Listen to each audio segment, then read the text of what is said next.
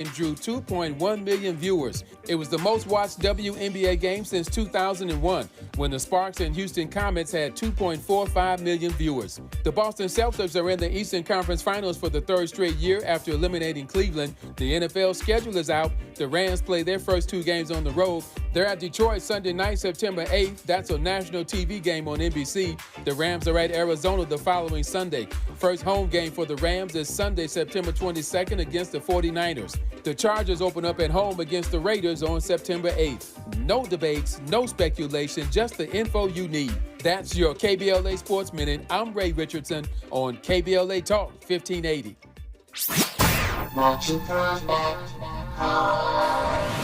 Hi, it's Tavis Smiley. First, thank you for your support of KBLA Talk 1580. We deeply appreciate you. So, I get asked all the time, Tavis, when are you going to bring back that State of the Black Union symposium you used to do? You know the one where you had all those black intellectuals on stage every year and everybody watched all day live on C-SPAN? Yeah, I know the one. Let's bring them back. Well, I am pleased to tell you that if you go to KBLA1580.com right now, you can sign up to be in the audience here in Los Angeles when we go back live on C-SPAN with a stage full of black thinkers and influencers for a historic conversation. America has never seen a stage full of black folk talking about the urgency of now. Climate justice, climate equity, climate resilience. It's going down Tuesday, June 18th, 4 to 7 p.m. at the California Science Center in Exposition Park. Admission is free, but you must register at KBLA1580.com. Once we reach capacity, you'll have to watch us on C-SPAN. But if you want to be in the room when we go live from Los Angeles, Tuesday, June 18th, head to KBLA1580.com right now to reserve your seat. Caring about the climate, caring about the community. With KBLA Talk 1580, we've got your black. I believe up there. Hey! I see dead people. What's that on that beat? Aye, mustard on the beat, Debo, D rap. He a freak though, man down, call her Amber Lambs, tell him breathe bro, nail it to the cross, he walk around like Tizo. What's up with these jabroni, yeah? Trying to see Compton, the industry can hate me. Marlon D mama, how many options you really got? I mean, it's too many options. I'm finna pass on this body, I'm John Stockton. Beat your and hide the Bible if God watching. Sometimes you gotta pop out and show. Certified boogeyman, I'm the one that up to score with him. Walk him down whole time, I know he got some him. Pull on him, extort, bully the flow on him. Say Drake, I hear you like I'm young. You better not ever go to cell block 1. To any that talk to him and they in love, just make sure you hide your little sister from him. They tell me Chubb's the only one that get your hand-me-downs and party at the party playing with his nose now. And Baca got a weird case, why is he around? Certified lover boys, certified pedophiles. Wop, wop, wop, wop, wop, that come up. Wop, wop, wop, wop, wop. I'ma do my stuff. Why you trolling like a ain't you tired? Trying to strike a chord and it's probably A minor. KBLA Talk 1580. Yes, indeed. Happy Thursday. I'm excited. Somebody representing in a big way in the studio. She's a co-founder and CEO of a company called ChargerHelp Incorporated. It's an app that enables on-demand repair of electric vehicle charging stations. But she's a South Central Los Angeles native, thus the walk-on music. And she is someone who believes in equitable green economy, that it can be achieved through impactful workforce development and realignment. She's led teams to execute electric vehicle infrastructure programs in the U.S., Canada, and Australia. Kameale C. Terry, welcome. Hi. Hello. Good morning. Good morning. Good morning. Yeah, speaking of representing L.A., West Coast. But to be on the serious side, and you know, I want to really go back and get your story. But to be on the serious side, you're in a space, the tech space, particularly right there in green energy, where there's not a lot of black people. Yes. Not a lot of women either, to be honest. And you happen to be both of those things. Yes. No, it's definitely has been a journey. Yeah. Well, okay, so let's start with that journey. I mean, you know, we hear so much conversation about black women in STEM and STEAM and young people in STEAM and I'm of the opinion not everybody's going to be a coder, not everybody's going to be in tech, but you come by it honest. Yeah, I mean, the crazy thing is I'm actually a non-technical founder, so I don't code, which is very interesting. But how I got exposed to this space, my dad actually started his company when he was like 23, and he was essentially building out systems for computers, like for doctors here in LA. So he worked with a lot of like black doctors in Compton in LA to set up all of their computer systems. So I've been around computers my whole life, and charging stations, which I know we'll get into, they're computers. They are very large computers. Our cars now, when they're electric vehicles, they are also computers, and they experience a lot of like software issues. And I think at the core of everything, have always been curious, and because of where I grew up and how I grown up, I'm just always fascinated by technology and the new things that come into market. So, I mean, are you a daddy's girl? Absolutely. And I'm the only daughter and his firstborn. So, and he's watching. Hi, Dad. Hi, Dad. Hi, Kameale's dad. So I mean, you kind of like did what you saw. I mean, you followed literally in your dad's footsteps in some ways, right? Yeah. I mean, so I started off like as a actually working in a nonprofit space. That I was a banker. I lived in Philadelphia, a millennial. Lived in Philadelphia for a little bit. Came back to LA because my mom got sick, and like randomly got a job at this like software company where they were making software for these charging stations, electric vehicle charging stations. And at that time period, I didn't know anything about electric vehicles, about charging stations, or anything about that space. But I knew Google and I knew how to read and look into things. And I started to find out a lot about, these charging stations, the issues that they were experiencing. And then also how some of my transferable skills could actually, bring some change into the market. Like, what kind of transferable skills are we talking about here? Yeah, I mean, my biggest transferable skills is like I have a strong belief in economic mobility and creating systems that can allow people to like equally participate. I have a very like strong belief in the ideal that like folks that come from certain communities are like naturally more destined to like be problem solvers and are able to figure out how to do more with less.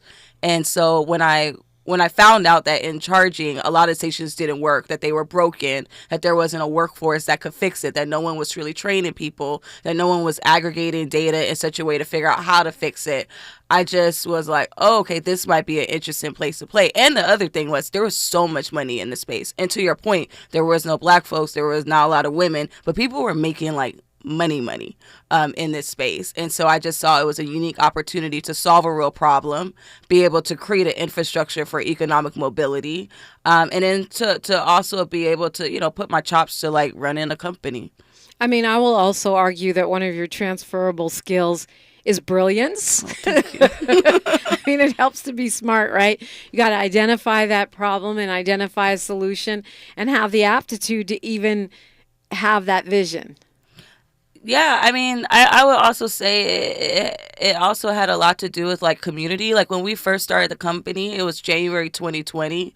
I had, just quit my job. I didn't have no type of funding. I had won a pitch competition, a group of folks that put together this pitch competition at Nipsey Hussle's old co-working space called Startup Weekend South Central. And then going to that event, learning how to pitch an idea, winning that pitch competition. And then I got access to a program called Grid 110. They help entrepreneurs, formulate their products. Gunderson is a law firm that gave me free services. So I would accept, brilliance, but also community, and leaning into like people just willing to help you and knowing the things, being aware of the things that I don't know. That's wild to think about. One of Nipsey Hussle's dreams was to exactly do that, to help empower entrepreneurs and innovators like yourself, and to think about you starting out in one of those programs is pretty cool. No, I mean, I tell you, like I after college, I lived in Philadelphia for 5 years, and like growing up in South Central, I tell folks all the time, like I used to be really embarrassed. I got bused out to school, in the Valley, and I would be embarrassed to where I was from, because there wasn't a lot of things here. And then when I came back from Philly to LA, like Nipsey had the center there. There's also Slauson & Co., a venture fund that had opened up. There were all of these programs and like opportunities, like literally right in the community. And it just gave me so much pride, like I still live in South Central to this day. But yeah, it's just dope to see folks who did stay and create these things, and for people that go away, that when we do come back, that there are changes that are really helping us make a true impact. Yeah. So you do this the pitch thing, you win that. You're starting to be resourceful and taking advantage of some of these opportunities that are out there. And then you're working at this charger company as this idea is coming to you? Not really. So the pitch competition was in 2019. So they have this event, and I actually went to that event at Nipsey Hussle Space as I was going there as an advisor, a climate tech advisor. Okay. Because I was like, oh, well, there will be people there that has climate ideals, and I can help advise them on what it's like to work at a climate startup. And I remember standing in line for the restroom, and out of nowhere, we were trying to fix this problem at our company where it was so hard to find people to fix stations. And we had stations deployed across U.S., Canada, all these places, and people would be like, "What's a charging station? I got to download a mobile app. I don't have an electric vehicle." It was just so painful, and I was like, "Man, what if there was an app?" And what if I taught at that time I was like, what if I taught Uber drivers on how to troubleshoot a charging station, and in between rides they could go to charging stations and troubleshoot charging stations for me. And I was like, I'm just gonna put it in the hat. And so I put my idea on. Oh, so it was this idea. It was the idea for your company. Okay, I didn't realize that. Yeah, I put the idea in the hat, and then people chose it. There was a group that came with worked with me, and I didn't sleep that whole weekend. So it's a Friday to a Sunday. It's like a design thinking thing. So you pitch an idea, you get a team, and you build out the idea that whole weekend. And on the Sunday, you pitch it to investors and advisors. And I the people were kind of laughing at it because I had bought the domain name. I made a logo. They're like, oh, she's really taking this seriously. But I had never experienced a level of flow and passion in my entire life. I kid you not, did not sleep that whole weekend. I built everything, pitched it, and then we won. And the next day I resigned from my company. I put in my notice. My last day was December 31st, and a ChargerHelp was officially launched January 1st of 2020. Wow. So you really, you had belief. You didn't just, I said, or stupidity. I don't know. True belief is a little bit of both, right? Yeah. Ignorance. Audacity and stupidity are cousins. So you resign from your job, but there's so much there because in some ways that job prepared you to lead the company that you're leading now, right? Absolutely. You knew all the problems. Well, yeah, and it was also a startup. I was the 10th employee there, and it was a high growth startup. And even though that company was predominantly white male, they did give me the opportunity to lead. That was the one things I really appreciated by that CEO and founder. Whatever little idea I came up with, they're like, well, go and try it. And by the time I left there as a 10th employee, I think when I left, they had to have at least 70 or so team members, and I had built out 3 departments, full out departments, recruitment, everything for the departments. Wow. And they had allowed me to do that. And so, yeah, I definitely cut my teeth. And my first customer actually was that company. We co-bidded on a Southern California Edison deal and won it together. I love that. Yeah. I love that. That's so awesome. Okay, so we're going to find out more about ChargerHelp.com, what you're doing now, how you're doing, and your take. I want to get your thoughts on some of the things that are happening in the electric vehicle space, because it's certainly rapidly changing and super important, it seems, to the future of not just the U.S., but the whole globe. All that straight ahead. We're talking with Kameale C, Terry, and you're listening to KBLA Talk 1580. A safe place to go loud. A great place for progressive politics. KBLA Talk 1580. KBLA Talk 1580 is the fastest growing talk radio station in Southern California. Home to 50,000 watts and an audience reach of 12 million listeners. KBLA Talk 1580 is a pioneer for black audio content, including our groundbreaking $2 million climate justice campaign and the most loyal, influential audience. According to an independent research study by the polling firm Aviterus, for the second consecutive year, KBLA Talk 1580 is the most trustworthy, reliable, and credible news source for black audiences and beyond in Southern California. Let KBLA Talk 1580 power your advertising dollars. Our omni-channel custom marketing solutions are specifically tailored to connect with your ideal target audience. We leverage audio, podcasts, streaming, digital, social media, and local activations to get your message out to the black community. Get in touch with our advertising team today at advertising@kbla1580.com. That's advertising at kbla1580.com. KBLA 1580. We've got your black. KBLA Talk 1580. We've got a lot to talk about.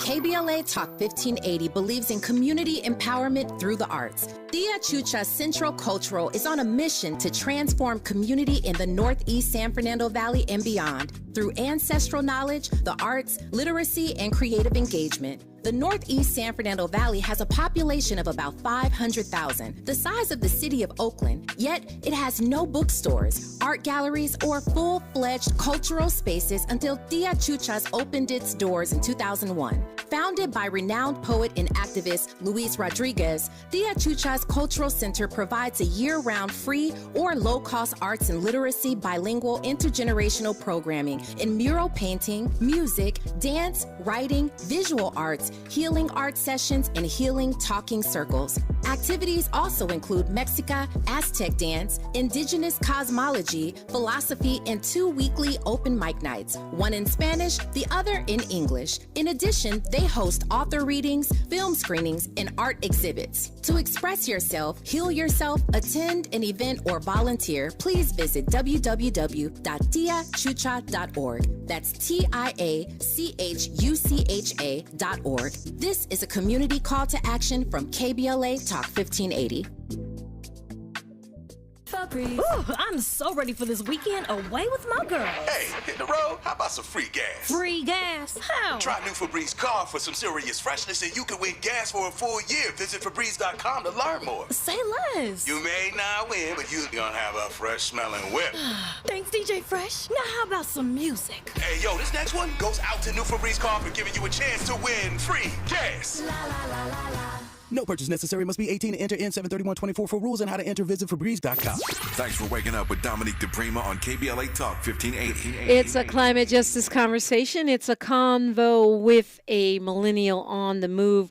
She has done notable projects, including Electrify America, Phase 1 program, the Southern California Edison Charge Ready pilot, and the New York Power Authority portfolio. And she was part of a company called EV Connect. Kameale C. Terry, so glad to have you in the studio. So, you know, we've kind of taken you through January 1st when you resigned, you gave notice, boom. January 1st, you're full-time with your dream, really, right? ChargerHelp. Yeah, it was me, myself, and I in a WeWork in downtown LA. Wow. Trying to figure out what to do. But, I mean, the first things that I started to do was figure out how to get capital. So I applied to a ton of pitch competitions and was able to raise about $500,000 just from pitch competitions. Amazing. And then that allowed me to build out my first mobile application and then also find my co-founder, Yvette Ellis. We started to get customers, and then we raised our first seed round, I think later that year. But in totality, we've raised about $22 million in venture capital. We service stations across 17 states today, and we have 19 million unique data points from field service interactions. And the reason why that's important is charging stations, because they are computers, and when they break, it's hard for people to understand why. And so what we do is kind of like reverse engineer. When we have a technician on site, we're looking at, well, what were all the software issues that occurred? What's additional information that you can gather from the field? And then we're aggregating that data set in our back end in order to figure out how can I learn from this information? And then can I prevent this specific issue from happening again? Okay, so 19 million unique data points means what in regular person language? It just means we have a lot of data, and we can start doing like the things that's interesting today, right? We could start doing machine learning, like artificial intelligence. Essentially, like charging stations today, about 30% of them can be found broken at any given moment. Wow. And then sometimes they may be broken for 60 days because it takes that long to troubleshoot a station. With our data set, we can start fixing some issues within moments, literally within 1 to 2 hours, something that was taking 60 days. So you're way ahead of the curve on Exactly. this. And you mentioned that the company that you worked for that was dealing with charging stations actually became a customer. Yeah, they were my first customer, which is great. So, I mean, it's weird because I would think they would think of you as a competitor or a, I don't know, an offshoot, but no, not at all. No. I mean, they, like for them, they were interested in, successfully deploying the infrastructure. And this was just a real problem for the industry. And so I think that it became a win-win situation for them. I love that. So where are we now? Like, I mean, are you said 17 states, you're continuously expanding. Well, yes, not necessarily additional states, but we're looking at going, deeper within those states. Like in California, we service all of California, but as more charging stations come online, we are bidding to be the folks that take care of the O&M, the operations and maintenance, the uptime of those charging stations. So, I mean, and this is, it seems like the growth potential is exponential because the Biden administration, unless the other guy gets in, the Biden administration is pushing the expansion of electric vehicle charging stations, especially in underserved communities, right? In order to get those electric vehicles to be widely adopted, they're going to have to. Yeah, no, absolutely. Like having a reliable infrastructure is so critical to, a different way of transportation. Like, do I think that electric vehicles are the silver bullet? Like, not necessarily, but do we need to think differently about how we move people around? And do we need to, take a hard look at emissions of cars? Like, what I think about during COVID, I live not too far from here. And technically, you can see the Hollywood sign from where I live when the day is clear. And I never see that because of how bad the smog is, and so during COVID when people weren't driving their cars, it was so clear, like it was crazy to me, and that to me really highlighted that the way that we move today is literally detrimental, to our health. So as this continues to expand, I mean, are people copying you? Are you because it seems like this is a huge problem. If I pull up to a charging station and that bad boy don't work, especially if I don't have my own system and there's not a lot of other options, which is true in a lot of underserved communities, well, they're useless, basically. No, absolutely. Yeah, no, we've actually had somebody like literally take my picture and put it on their website and was trying to sell services. That has been a real thing. What? Yeah. That's crazy. We're just like, okay. You have an imposter. I think that means you've made it. Yeah. Wow. But we are starting to get, more competitors, but a lot of folks see it as like, oh, it's just like a labor issue. Oh, you just send someone to the site and they'll fix the station. But that's just not true, and so our approach is very unique, and the amount of data that we've been able to gather over the last like 4.5 years is very competitive. It allows us to set us apart from other folks. Right. I mean, the difference between 60 days and moments is everything. Absolutely. Is everything when you're trying to keep your infrastructure online. How do you, I mean, you said you don't see it as a magic bullet, but we do need to do something. How do you view where we are with electric vehicles right now and the role that they're going to be playing?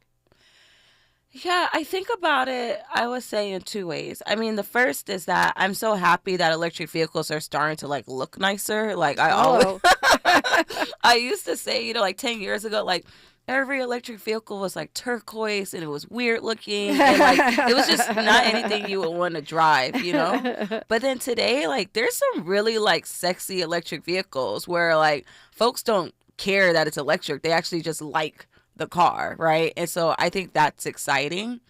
I mean, I think the hump that we're going to have to figure out is cost, and also the fact that like, who just buys a new car, every year, right? And so for folks that have cars that they've had for a while, if you do want to figure out a way for it to be, less harmful to the environment, then what is the option there? I do think that is still a questionable thing, right? And in the used car market for electric vehicles. So there's still ways to go, but I do think that having a better product for the consumer, because as you know, people will buy nice things, people will spend money on nice things. Yep. I think that was the first biggest hurdle we needed to get over. When you say the used electric vehicles market, what are you referring to? Is it because of the batteries and the problems that they have when they get older? Well, more so that there's not a ton of vehicles in the electric vehicle market, like the used electric vehicle market today. So if you're looking at like a resale value, I mean, I have an electric vehicle. My car was used, but compared to like oil and gas cars, it's not comparable. So if you are going out to buy a car and maybe you can't buy a new car, you're looking for a used car, like what are your true options? Right. For electric vehicles. Right. Yeah. Right. So how many employees do you have now, Kameale C. Terry? Oh my gosh, it's expensive, huh? We have about 44. Wow. 44 employees. So that's 4 years, right? Yeah, 4.5 years. In 4.5 years, we've gone from you in a shared workspace by yourself. By myself. To a company with 44 employees operating in 17 states. Yes, ma'am. Wow. Congratulations. Thank you. And we only have a minute and a half till news, traffic, and sports. We'll continue on the other side.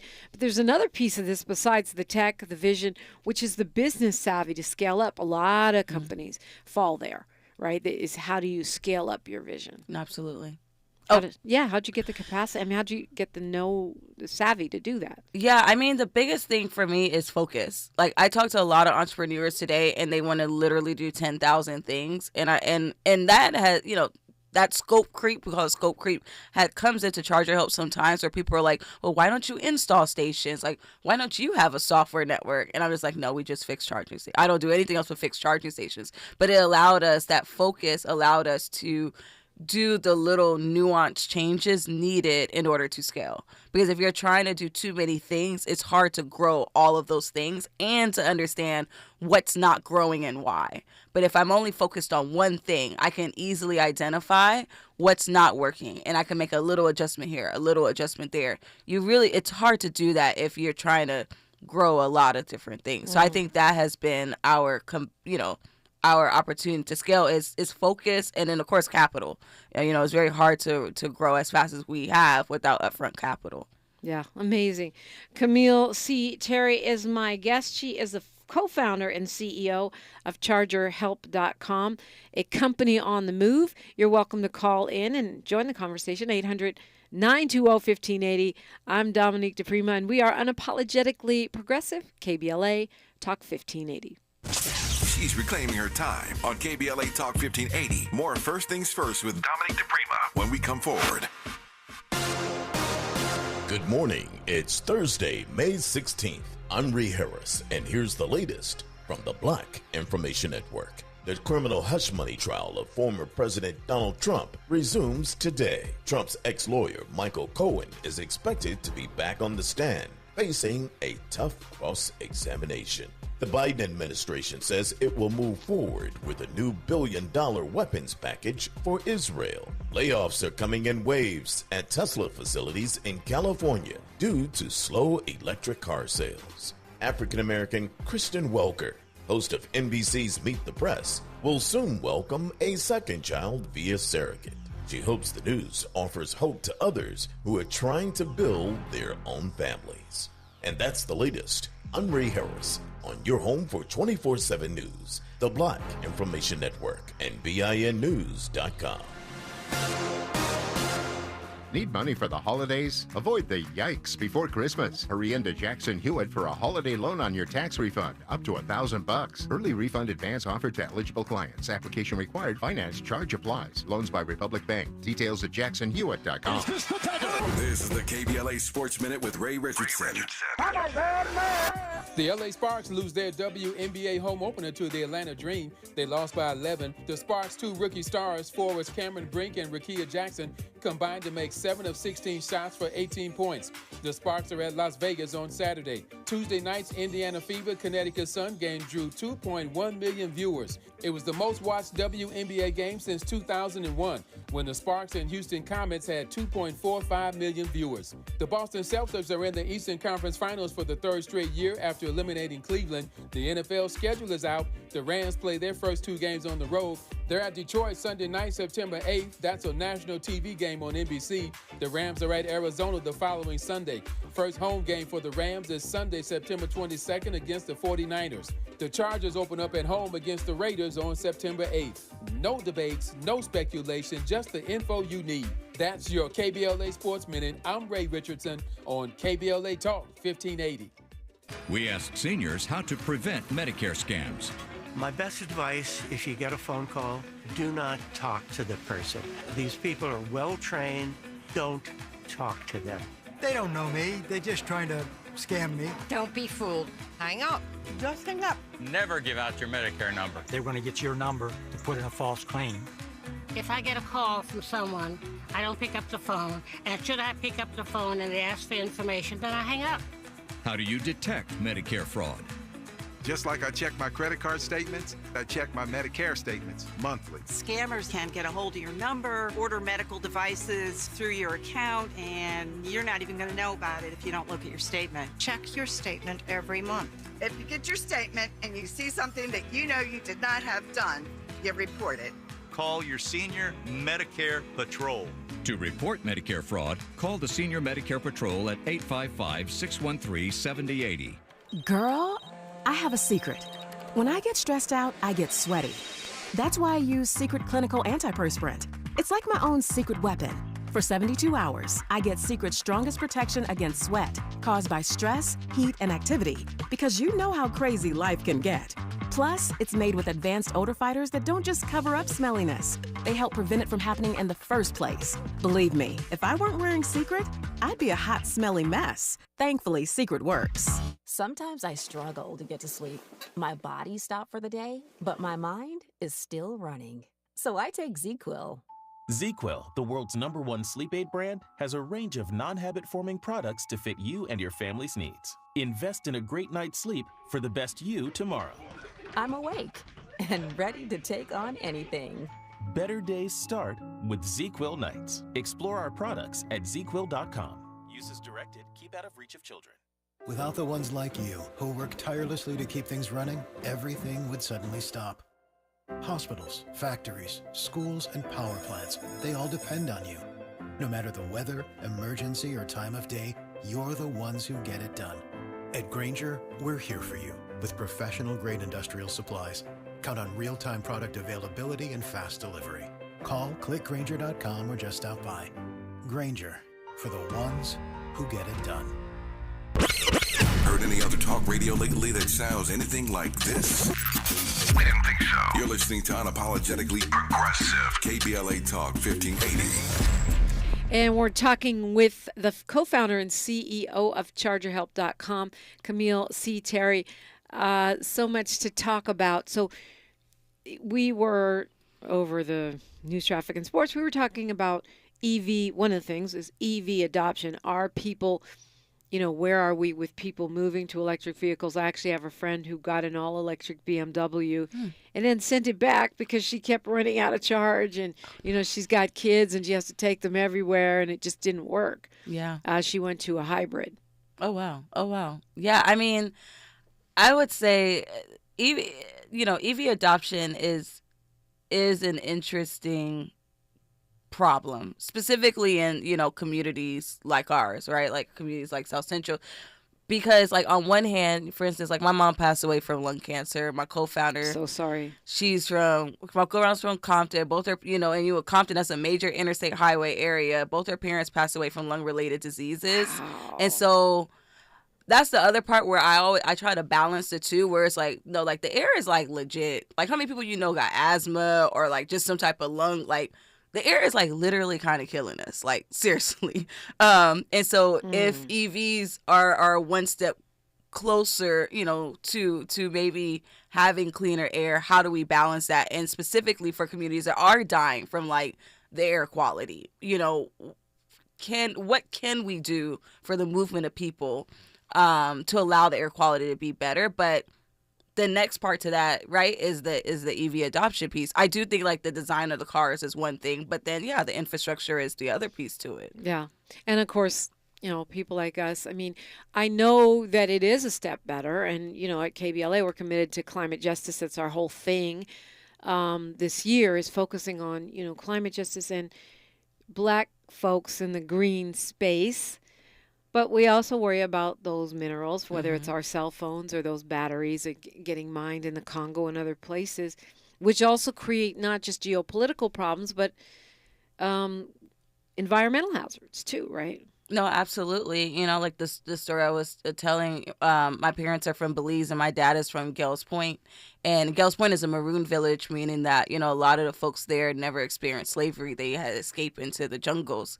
And that community recently had reached out to me to help write a letter because there was a company, you know, driving a lot of pollution in their area. And so I was like, oh, of course, yeah, I'll write the letter. And I like Google the company and, oh, they're making electric vehicle batteries. Wow. And I'm just like, huh.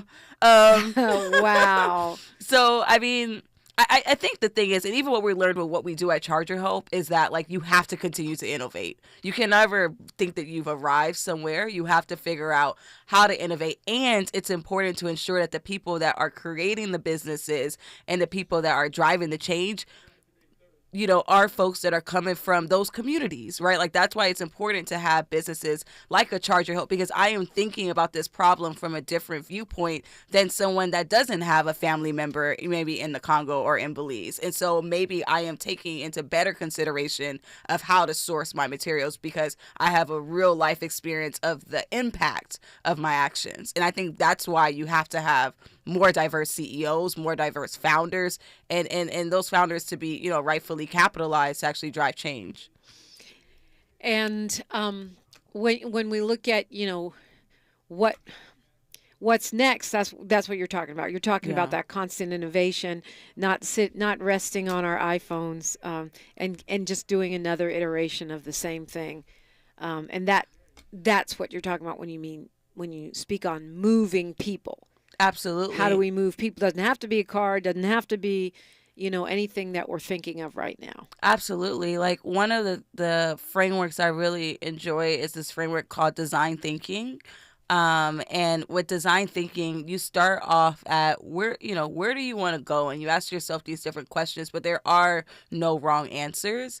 And I think that, you know, if we take a step back and you look at, if you take a step back and allow more communities to participate in the creation of ideas, you know, I think then we would have a better opportunity to solve some of the problems that won't be as detrimental, because we're going to think about how's that impacting my auntie, how's that impacting my cousin, how's that impacted, you know, this or that in my community. Yeah.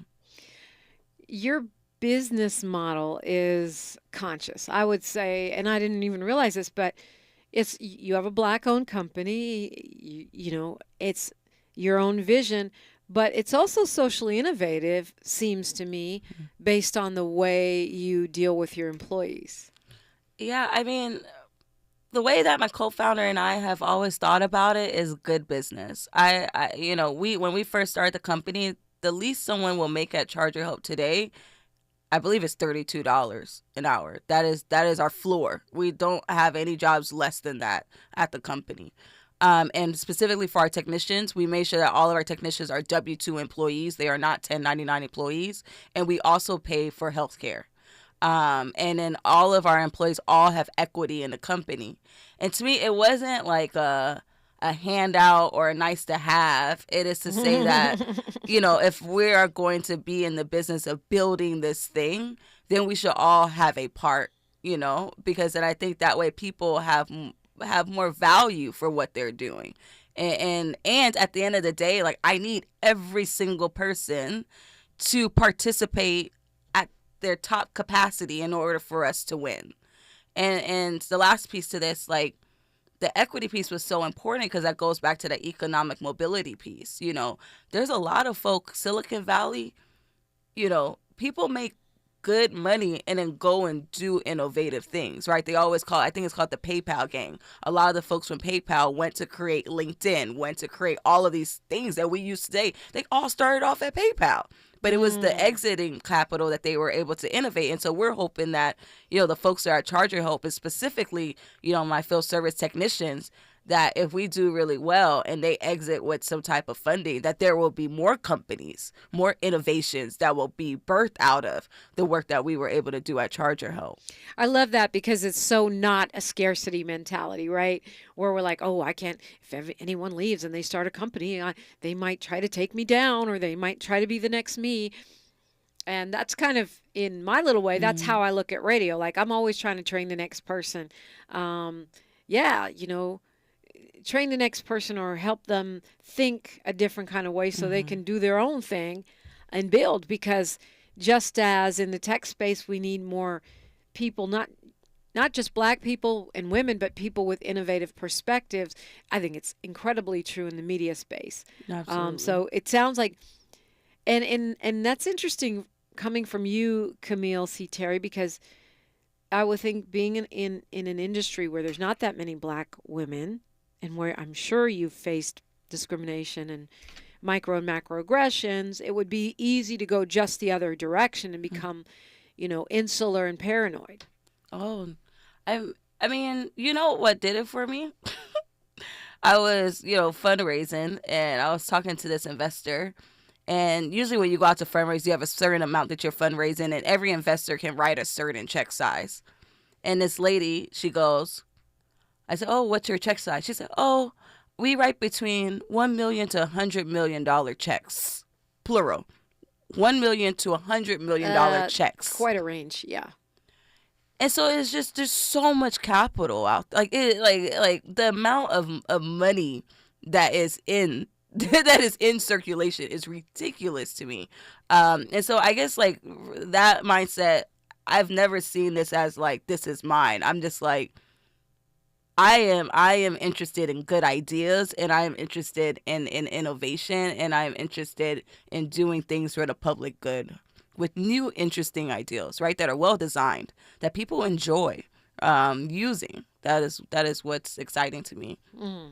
And I mean, is this living the dream, or are there more dreams to come? Or, when you think about ChargerHelp? Oh, man. I mean, I am definitely living the dream right now. Like, every day I get to wake up and do literally whatever I choose to do, I don't have any, I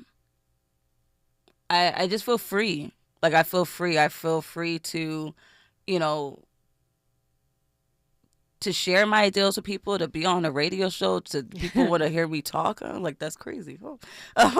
So yeah, no, I'm living the dream. And I think what's, the next things that I'm excited about, once we get ChargerHelp to a good place, is just continue to explore how design and economic mobility and ideals come together. How do you continue to facilitate those things? I'm very interested in that. Talking with Kameale C. Terry. She's in the studio if you want to tap in on YouTube. She is co-founder and CEO of ChargerHelp.com. And this is KBLA Talk 1580. More of First Things First with Dominique DiPrima when we come forward. Don't shave with that, son. You'll get razor bumps. Nah, Pops. I'm good with Gillette's Skin Guard. How long you been growing that beard anyway? You know Mama hates it. Yeah, had it since my last wet shave in 77. Got ingrown so bad, looked like I was growing a patch of new noses. That's why I use the Gillette Skin Guard razor, face scrub, shave gel, and moisturize, so I don't have to worry about new razor bumps or shaving irritation. Gillette Skin Guard, huh? Your mama's gonna love this one. I spray and scrub, but the soap scum in my bathtub is still there. I spray and scrub, but the burnt sauce on my stovetop sticks around. Sprays can leave grime behind, but new Mr. Clean Ultra Foamy Magic Eraser combines the scrubbing power of an eraser with the cleaning power of Dawn to melt away tough messes on contact. Just wet, squeeze, and erase. Stop spraying, start erasing, and clean with more magic than ever with new Ultra Foamy Magic Eraser. Mr. Clean, Mr. Clean. To help combat climate change, LADWP is helping neighborhoods have better access to electric vehicles by awarding nearly $130 million in EV rebates to customers just like you. From big savings on used EVs to building new charging plazas, LADWP is charging ahead to help all Angelinos experience the benefits of EVs. Get rebates of up to $4,000 for a used EV and $1,750 for a charger. Learn more at ladwp.com/EV. That's ladwp.com/EV. It's time to upgrade your wellness. Experience Unboxed Wellness Your Way, presented by Health Matters Clinic to unlock access to tools, tips, and local resources designed to empower you. Whether you're drawn to an energizing hip-hop yoga session or eager to boost your business or personal financial well-being, Unboxed has something tailored just for you. Get your tickets to join us on Friday, May 31st, 8 a.m. to 8 p.m. by visiting www.healthmatters.clinic. Free event sponsored by Los Angeles County Department of Mental Health. Pizza's here. Oh, great. I'd love some, but I'm worried about my stomach issues. If you're worried about having diarrhea, gas, bloating, stomach pain, or loose, oily stools, it may not just be stomach issues. It could be a condition called exocrine pancreatic insufficiency, or EPI. With EPI, the pancreas doesn't release enough enzymes to break down food, but EPI is manageable. Use the symptom checker on identifyepi.com and talk to your doctor. That's identifyepi.com. Sponsored by AbbVie. We used to argue about whose turn it was to clean the gutters, but then I had Leaf Filter gutter protection installed. Wait, I told you Leaf Filter had free inspections and estimates and a lifetime guarantee. Meaning we never have to argue about whose turn it is to clean the gutters again. But I visited leaffilter.com/beacon first. No, I did. It doesn't matter who. Visit leaffilter.com/beacon to schedule your free gutter inspection and get up to 30% off today. See representative for warranty details. Promotion is 20% off plus a 10% senior or military discount. One discount per household. When you get nachos, tacos, empanadas, spicy queso with jalapenos, Pepto-Bismol's there. Pepto-Bismol provides fast, effective relief from nausea, heartburn, indigestion, upset stomach, and diarrhea. All the things that can happen unexpectedly on vacation. So before you travel, pack the Pepto. Pepto-Bismol. When you have nausea, heartburn, indigestion, upset stomach, diarrhea. Use as directed. Keep out of reach of children.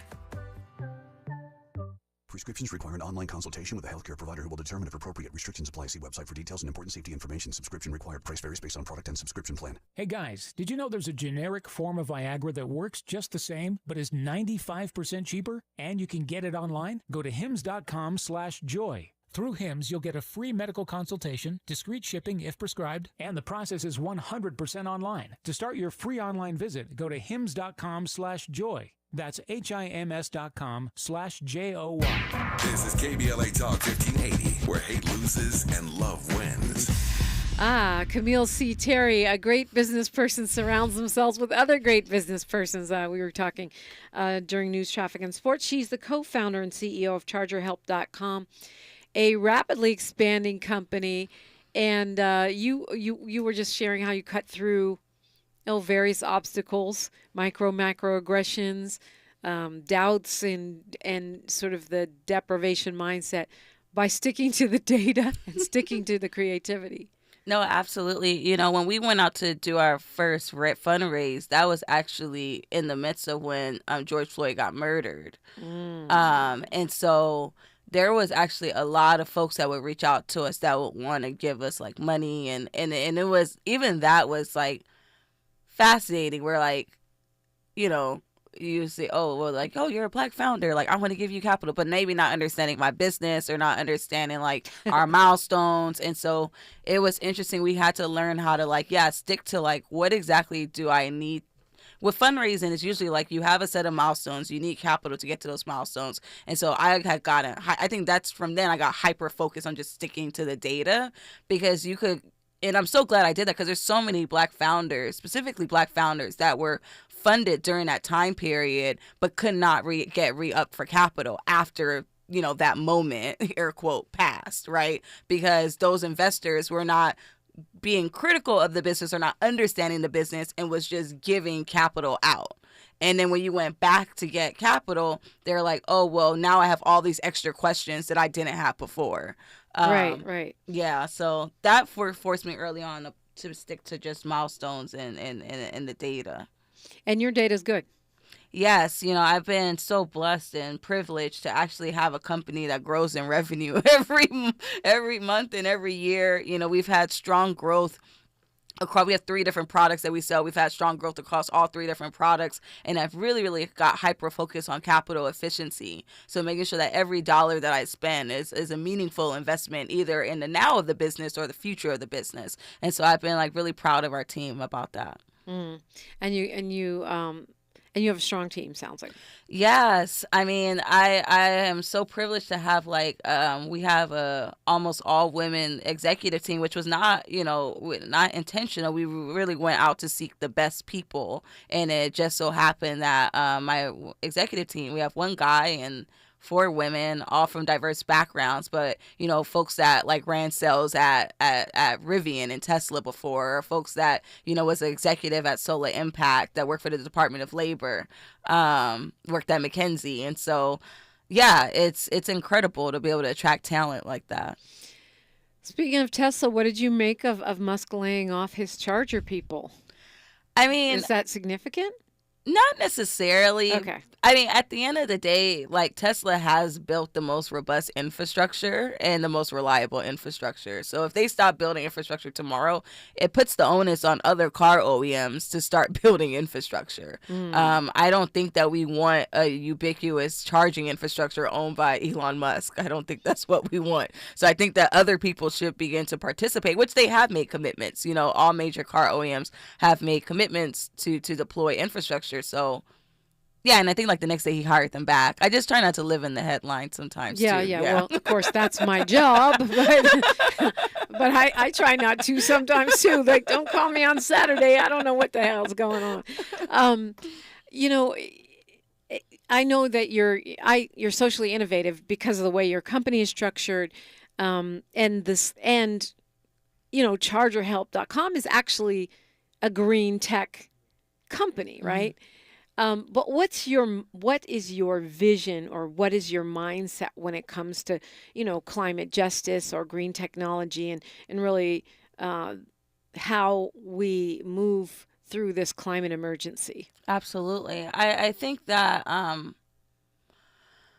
at the forefront of my mindset, I think that we don't give enough credit to folks that have been sustainable for years. For example, when I think there was a bill that came out where you had single-use plastic bags, and they cut single-use plastic bags.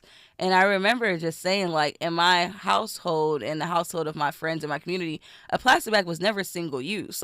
After we got the plastic bag, it may have been used to deep condition my hair. It may have been used as a trash bag. We use the plastic bag actually multiple times. Right. You even think about being sustainable in our households. Growing up, we didn't leave the lights on or the air conditioning running. There's just certain communities that have already been sustainable, and because now it's this fancy green tech, climate tech thing, it makes it seem separate.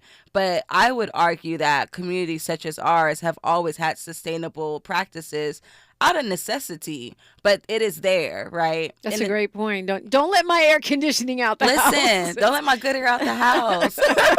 and then I guess the second point is that because we have been, I'm just so I just really want to see more companies that are coming from these communities that are most impacted, because I do think that we will have a different viewpoint in how we build. We talk about it often, and usually how you build technology is from your lived experience. And so if you think about today, all the technology that we use and experience is really have been built by one group's lived experience. And so if we were to open it up to allow other people to be innovators and to build, what other amazing technology products would we have?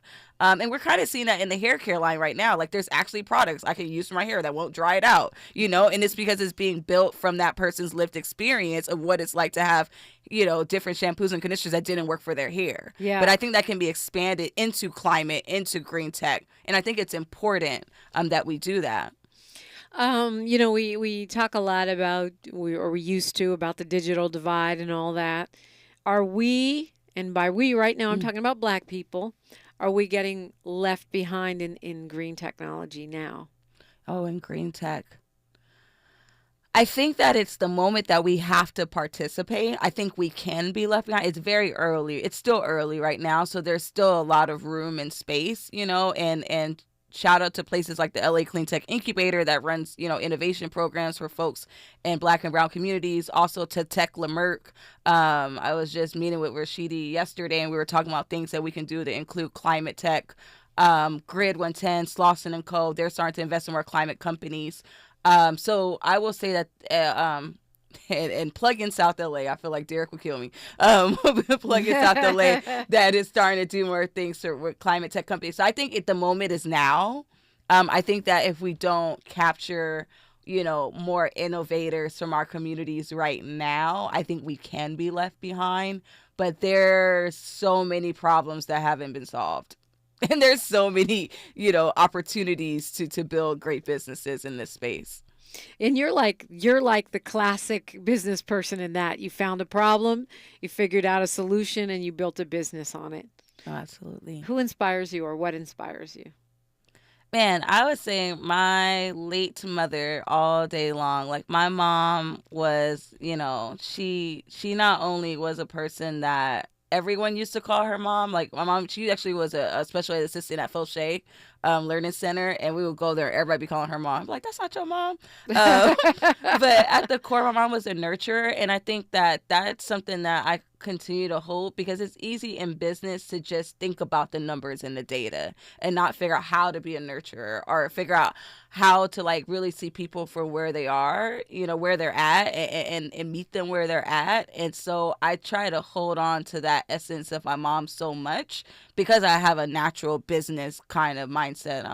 And so that helps to balance me. But my mom was an incredible person that worked for LAUSD for almost, I think, 27 years before she retired. So yeah. Let's say her name. Doris Rosemary Tucker Terry. Doris Rosemary Tucker Terry. I know she's proud of you. Thank you. And I'm sure your dad is proud of you Yes. as well. And that's awesome that that you receive inspiration from her. You're way too young to have lost your mommy. Yeah. Yeah. But obviously her greatness lives on. Thank you. In you. Is it something she used to say, or something she did that you live by? Yeah, my mom literally didn't think there was anything I couldn't do. And it was weird, because she would say that to me, and I would be like, oh, but anytime I did anything, she was never surprised by anything that I did, and she had the opportunity to see me raise my first bit of capital, and I'm so excited. And she's like, oh no, I know. And not in a mean way, but just I know, like you were Kameale. She used to call me money. She's like, you're my money. I know, you this is who you are. Of course you did that. Well, Kameale C. Terry, thank you so much for coming in. It's been a pleasure talking with you. Thank you so much for having me. Well, the Tavis Smiley Show is up next, and tomorrow is Freedman Friday, so tap in. We have a big and robust conversation on deck for you. With that, I'll see you on social media. History is now, and we are making it together. Until tomorrow, one love. KBLA 1580 Santa Monica.